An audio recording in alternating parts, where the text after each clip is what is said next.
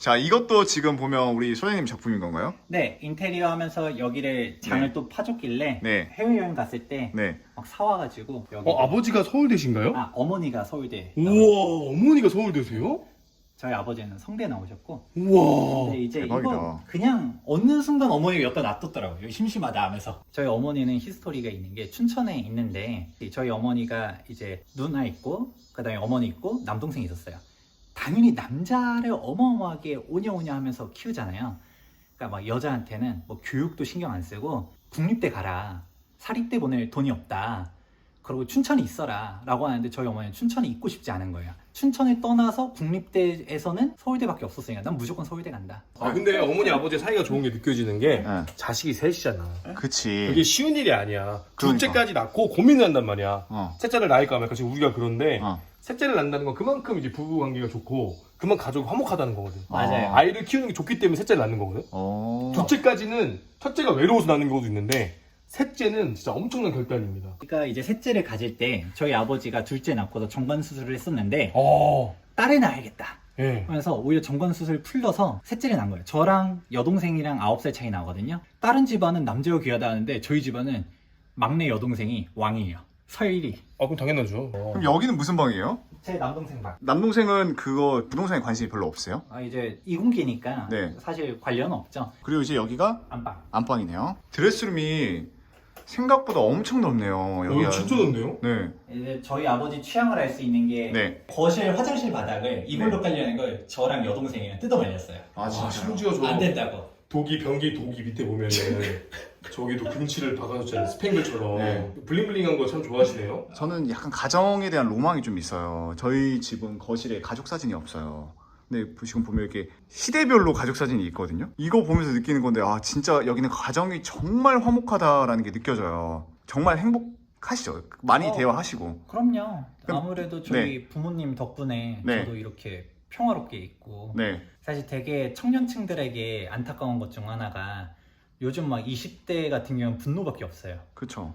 왜냐면 이거 내가 잘못한 것도 아니잖아요. 그렇죠. 나는 뭐 내가 부동산 투자하기 싫댔나? 나는 뭐 하기 싫댔나? 그냥 내가 이제 자립하려고 됐더니 이미 세상이 바뀌어버린 거죠. 저는 다행히도 제가 아무리 부동산적인 지식이 높고 전문가로 활동한다 하더라도 시드머니가 없으면 투자를 못하는 거잖아요. 그렇죠. 그런데 부모님이 어떻게 따지면 깨어 있으셔서 저뿐만 아니라 제 동생들한테도 하나씩 다 해주시고 네.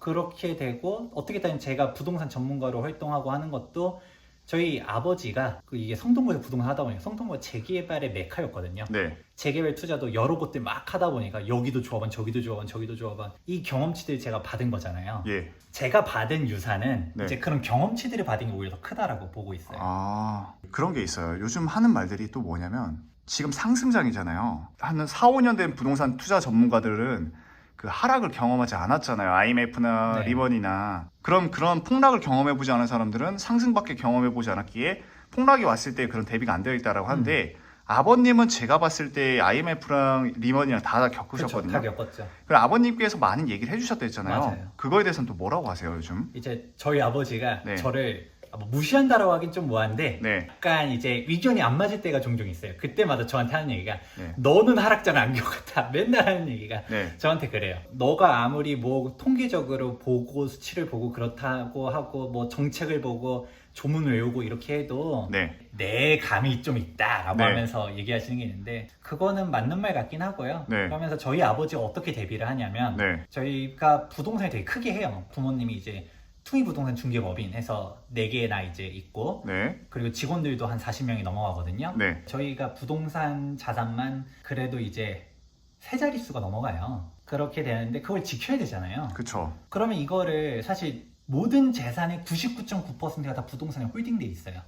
팔아야 돈이잖아요. 그쵸. 그러면 이렇게 매도하는 사람도 있어요. 너는 업자니까 올라간다라고 하는 거지. 너 가지고 있으니까 올라간다라고 하는 거지. 이렇게 말하는 사람들 많은데 네. 저희 누구보다도 계산적이에요. 저희 가족은. 왜냐? 아, 내 재산을 지키려면 팔아야 되는 타이밍을 정말 잘 잡아야 되잖아요. 그쵸. 이 타이밍은 사실 어떻게 하락 포지션을 딱 맞출 수 있느냐? 솔직히 꼭지는 몰라요. 근데 네. 떨어지려고 하는 징조들을 알 수 있다고 하는데 그 네. 중 하나가 통계가 늦는 거 아시죠? 시장이 먼저 다 반응된 다음에 통계가 잡히고 그걸 전문가들이 분석해서 말하고 그걸 언론에서 떠들어야지 떨어지나 보다 이러는 거잖아요. 네. 막 이제 뜬다라고 하면 이미 다 올라 있고 그렇죠. 현장만 매물 없고 이미 몇 억씩 다 올라가 있고. 그렇죠. 그런데 이거를 저희는 어떤 식으로 하냐면 저희가 중개법인이 되게 크게 하고 직원들이 되게 많아서 서울이랑 경기권들 하면 막 돌아다니거든요. 네. 저는 그게 알아서 자동 취합되는 거죠.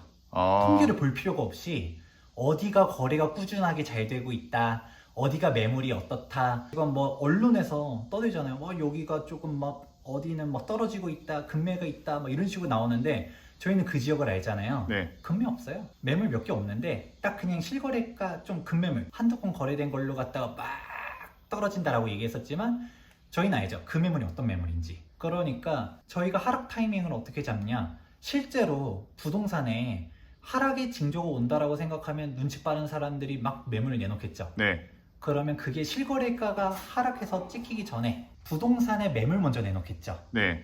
그러면 특정 지역만 그런 게 아니라 전방위적으로 막 서울 저희가 전체 다 보고 경기권도 보고 하고 있는데 팔려고 매물들이 막 쏟아져서 위례가 오기 시작해요. 네. 그럼 저희는 낌새가 이상하다라는 걸 누구보다 먼저 캐치하겠죠. 네. 그럼 저는 스스로 투미 통계청을 가지고 있는 거네요. 그쵸. 저희 자체가 그냥 빅데이터죠. 와. 한 군데만 있는 게 아니니까. 그쵸. 그게 와. 저희가 포지션 관리하는 거예요. 저희 부동산을 통해 가지고 그렇게 많이 벌진 않아요. 왜냐면 이제 중개법인이 있다 해도 저희가 직원들한테 급여를 많이 주는 편이거든요. 네.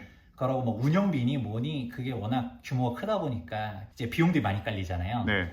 그래서 어쩔 때는 뭐 거래 없으면 적자잖아요. 그렇죠. 그렇게 해도 그냥 뭐 저희는 똔똔만 돼도 유지를 하는 게 저희가 부동산 중개로 돈을 번 게 아니라 투자로 돈을 벌어놓은 집안이기 때문에 네. 그 흐름 파악하고 빠져나가는 출구 전략 이거 잡는 타이밍만 잘 잡아도 돈은 버니까.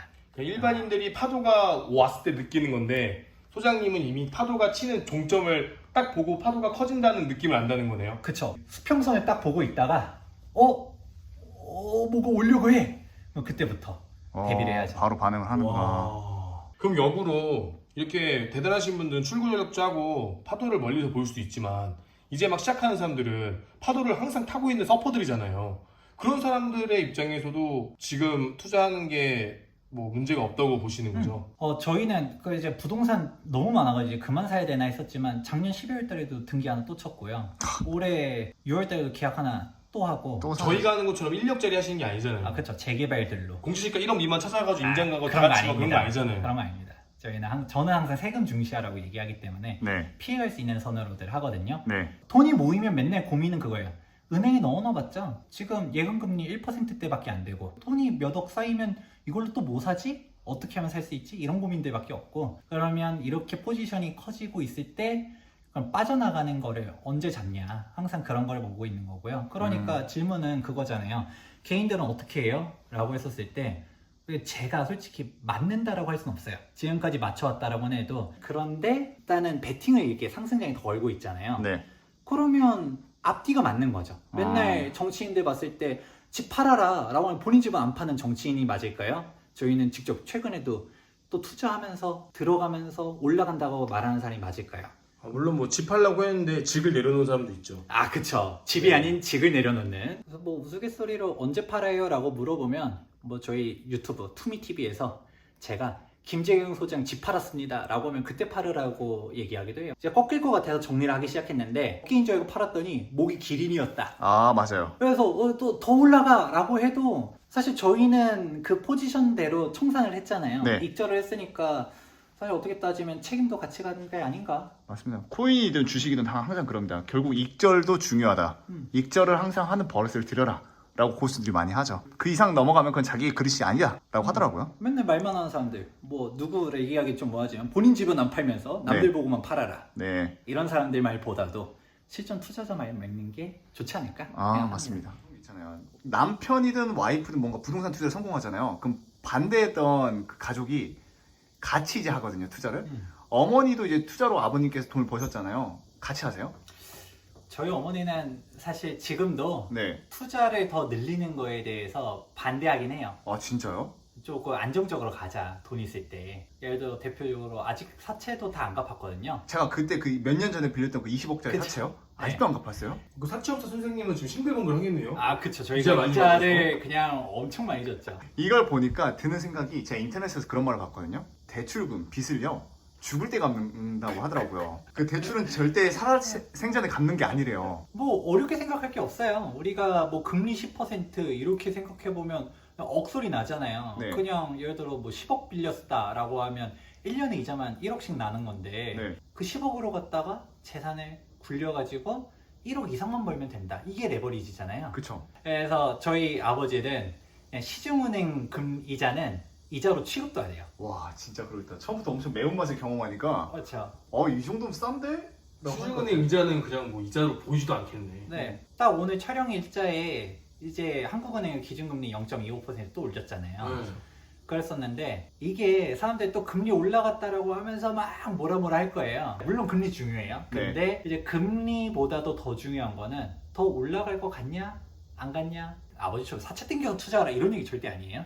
근데 내가 확신만 있다라고 하면 레버리지 땡겨서라도 할 수는 있다. 코인이나 주식 갈 때는 야수의 심정을 가지고 사람들이 하거든? 신용 미수 풀려 땡겨가지고 그냥 들어가거든? 왜 부동산을 막상 하려고 하면 야수의 심정이 다 사라져. 오래 걸리니까. 근데 장기적으로 봤을 때 진짜 부동산이 이기는 것 같아요. 주식은 뭐 노코멘트 하겠습니다. 저희 아버지도 증권사에 있었지만 말아먹었기 때문에 저희 아버지 얘기하는 게 그때 있었던 증권사 친구들 중에 성공한 사람 아무도 없다. 내가 제일 성공했다. 와. 그렇게 얘기하시더라고요.